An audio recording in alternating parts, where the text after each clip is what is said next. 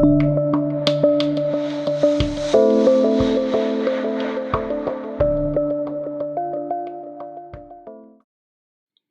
everyone, Pam Gregory, astrologer. I'm going to be speaking to you today about the first half of April and the full supermoon that we have coming up on the 7th or the 8th, depending on where in the world you live. Now, I just want to step back and remind us of the big context that's happening here. Astrologers talked for well over a year about this big conjunction between Saturn and Pluto, which happened on the 12th of January. It only happened once, but it will colour the entire year.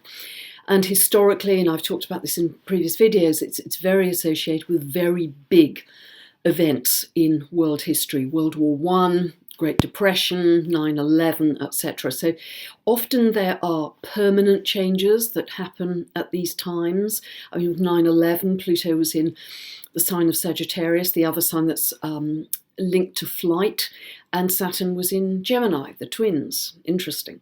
So, and after that, there were very significant changes in the rules and regulations, Saturn, around flying, air travel, and what you could carry with you in the cabin.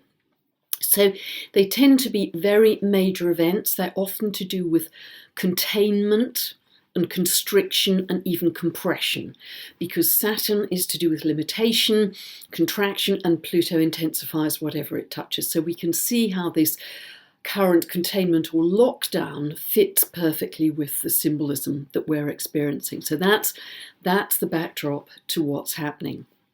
Now, Saturn has also recently moved into Aquarius on the 22nd of March. It will stay there until the 2nd of July. Then it will backtrack into Capricorn, but fully move into Aquarius in December with Jupiter. Now, we can see how that's working really very clearly in society. Aquarius is the other sign. Sagittarius and Aquarius are the signs linked to, Sagittarius is linked to flight of any kind, including birds. Uranus is the planet linked to aviation, and it rules Aquarius. So you can see the links there. But has there been a restriction, Saturn, in air travel? Dramatic. Absolutely dramatic. Most airlines have grounded their flights. Very few flights happening in the world versus where we were even 3 weeks ago.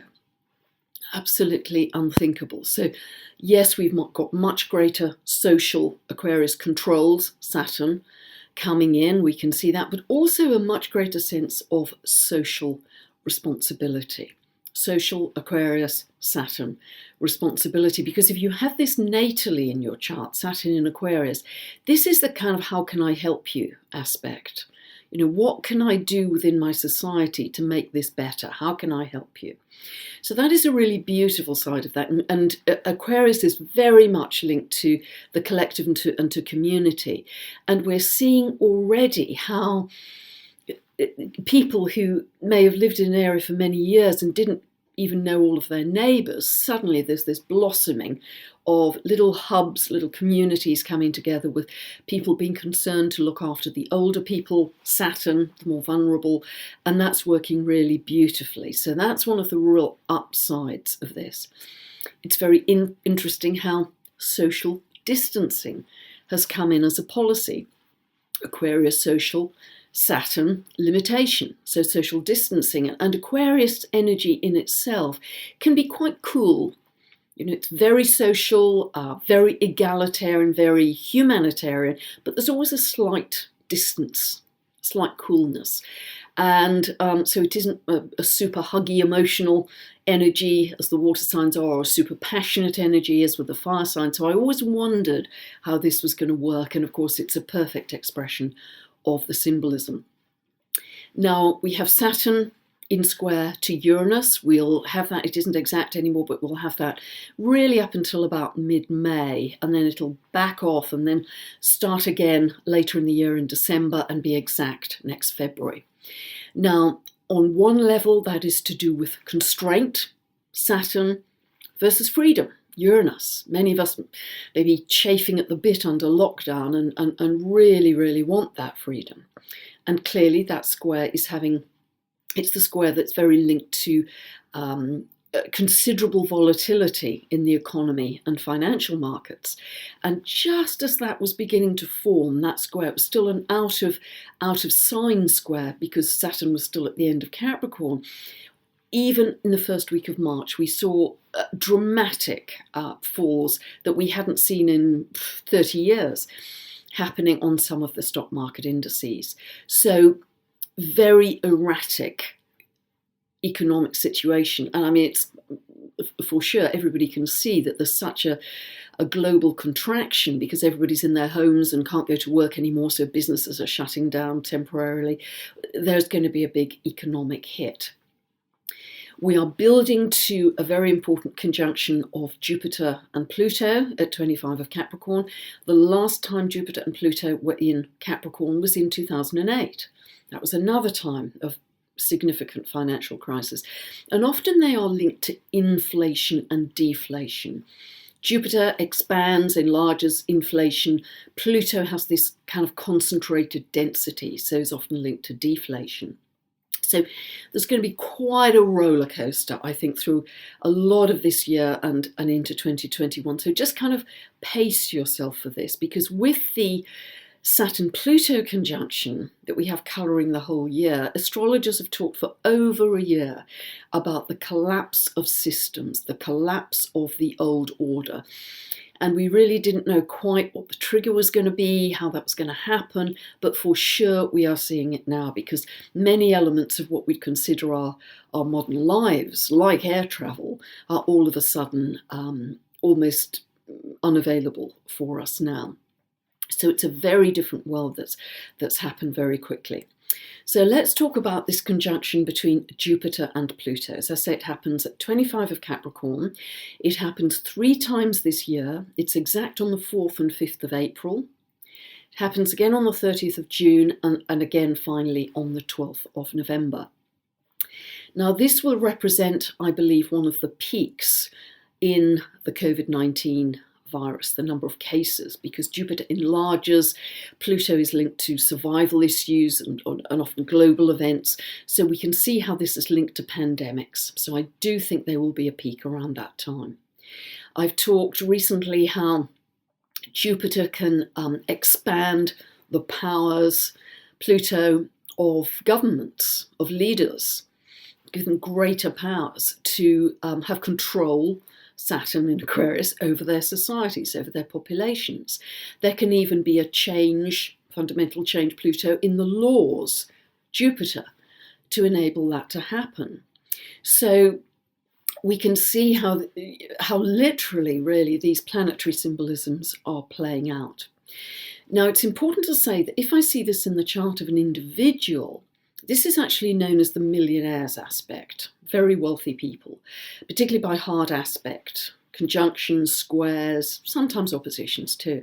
But it's because these people tend to be extremely resourceful that even in a very difficult economic situation that's widespread, somehow they can still spot opportunities to make an income. But this works best where it's altruistic, because Pluto operates best where there's a sense of altruism.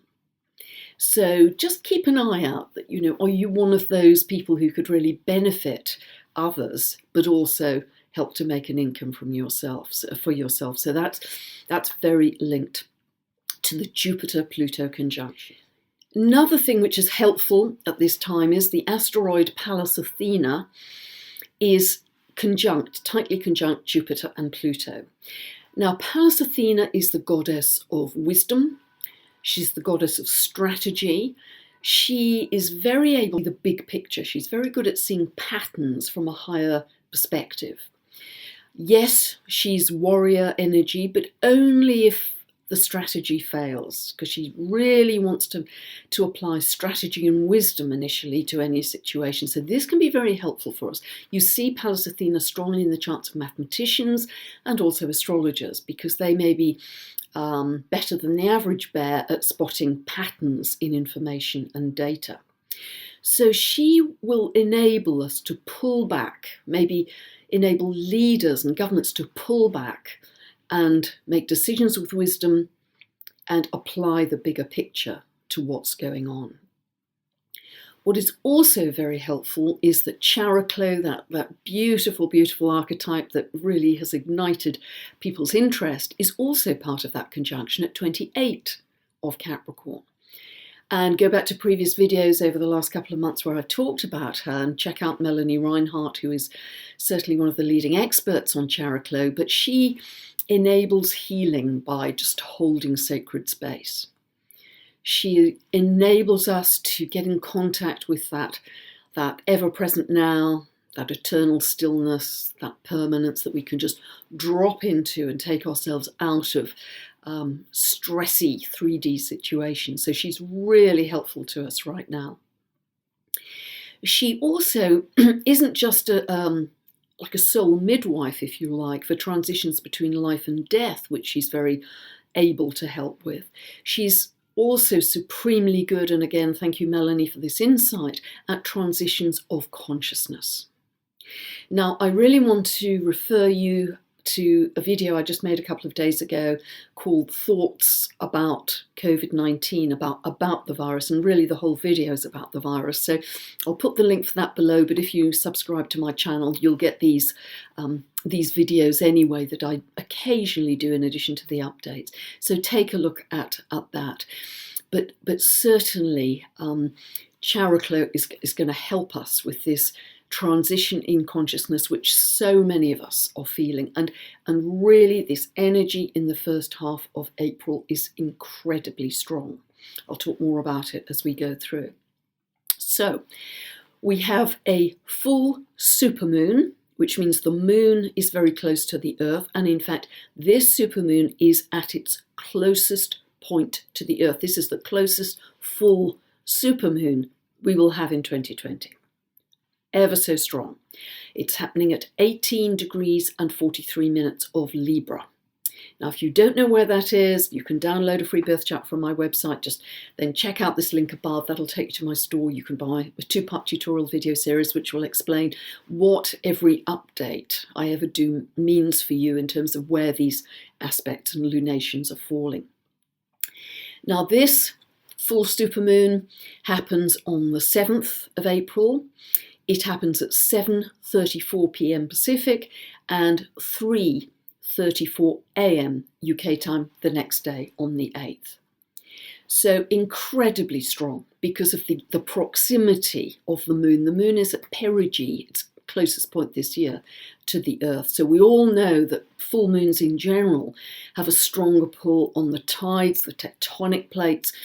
So we're going to see that even more around about this full supermoon. It's so connected to major Earth events, earthquakes, flooding, that kind of thing, because of this very strong gravitational pull. But equally, it has a pull on our psyches and our emotional state. The moon represents our emotions.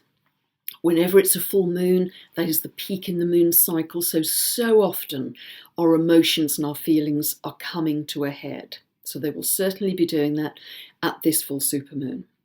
What are they going to be coming to a head about, apart from the obvious virus? Well, Libra is the planet of relationship par excellence. It's ruled by Venus, planet of love.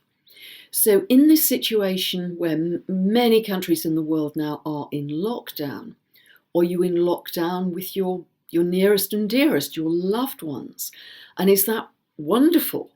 Because you're able to spend more time with each other versus rushing off to long schedules at work in different directions. So that could bring these feelings of love to a head. Let's hope that it works that way rather than the other. But it's also, I think, very much about your relationship to self. If you live alone, the feelings around relationship may become even more appreciated. That if you haven't got that physical proximity at the moment, you start to appreciate even more than you ever did how valuable loving relationships are. If you live alone and haven't got that experience, but valuing them, Venus valuing them even more. But as I say, a key part of this is this relationship to self. And during this very unprecedented time of isolation and lockdown, can we use this time to actually deeply get in touch with ourselves and who we are, because in our crazy modern lives, so much is around doing and shopping lists and checking things off and racing from here to there. And even at times of apparently being with our loved ones at Christmas, it's just frenetic. So it's so rare that we have some space and time to dig deep into ourselves and perhaps learn to love ourselves. And what I'd like to suggest to you as well is that rather than thinking of this as externally imposed control, and I know it is, but rather than thinking of it in that way, can you almost trick yourself into thinking that this was a self-chosen Buddhist retreat, a retreat for love, a retreat for yourself? Because if you can do that, that changes everything. It changes your resistance, it changes your level of gratitude and appreciation for this time to dig deeper, this rare opportunity.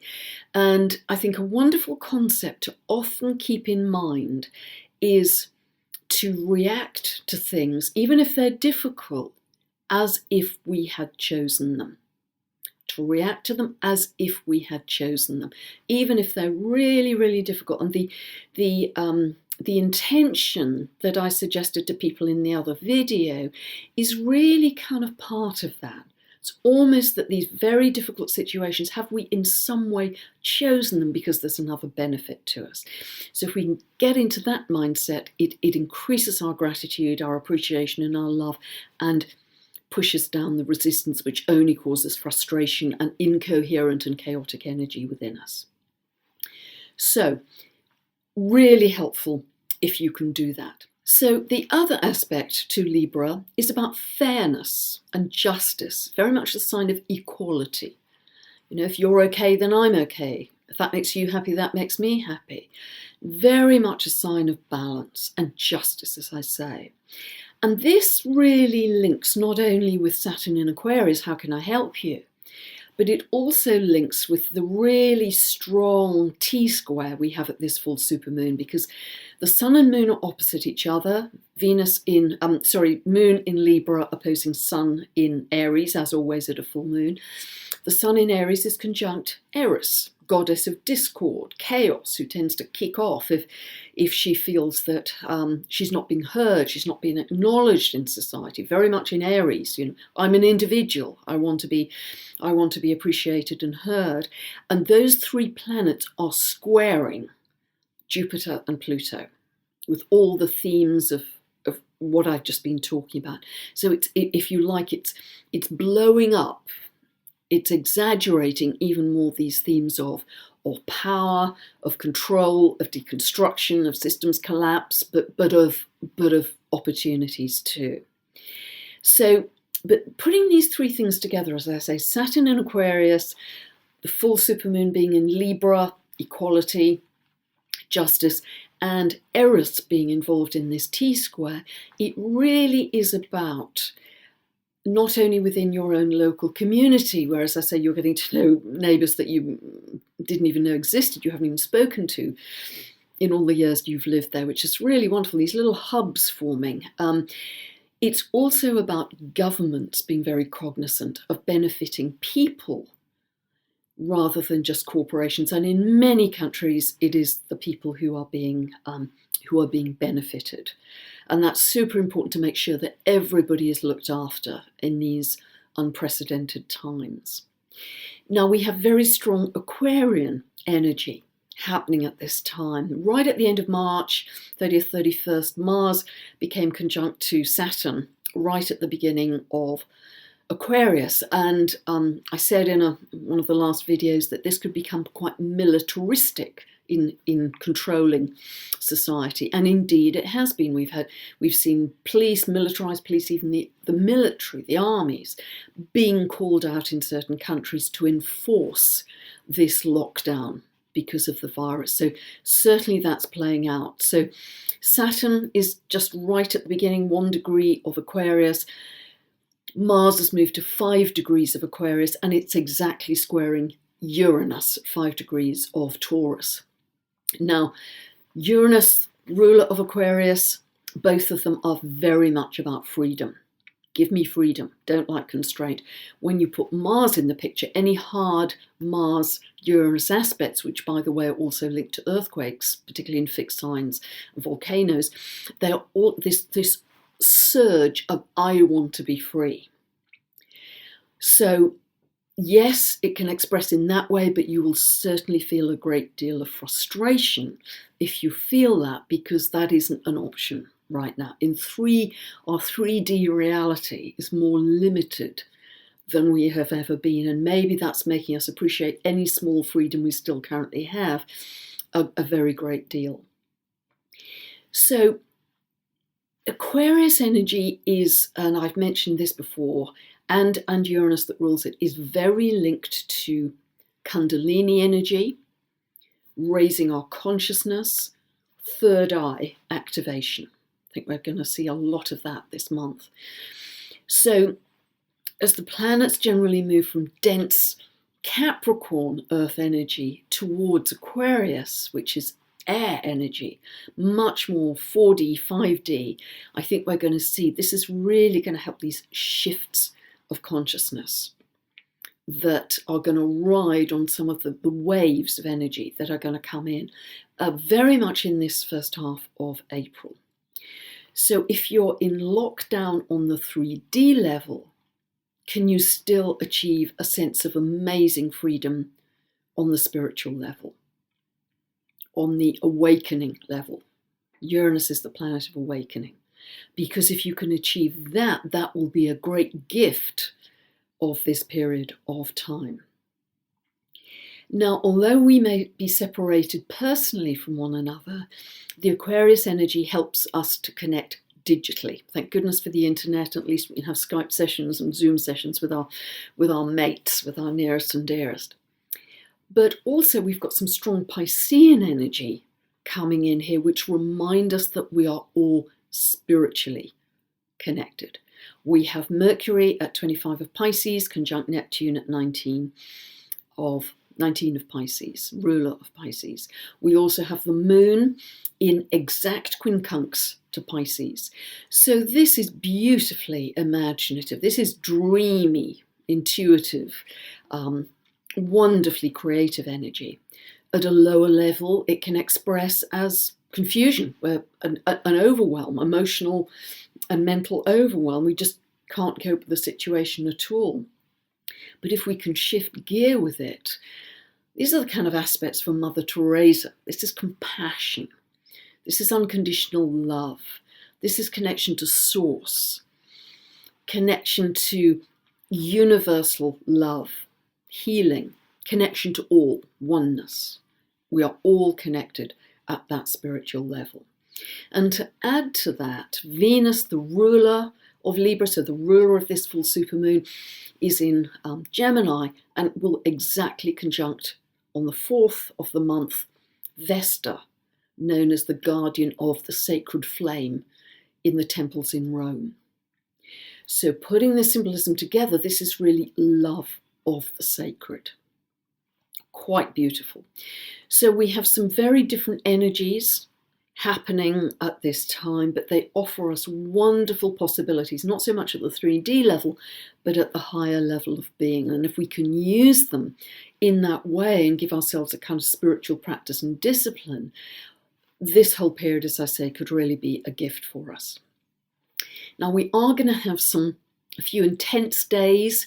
12th and 13th, we have the Sun coming to exactly conjunct Eris in the square to Jupiter-Pluto. Again, that whole T-square is going to be activated.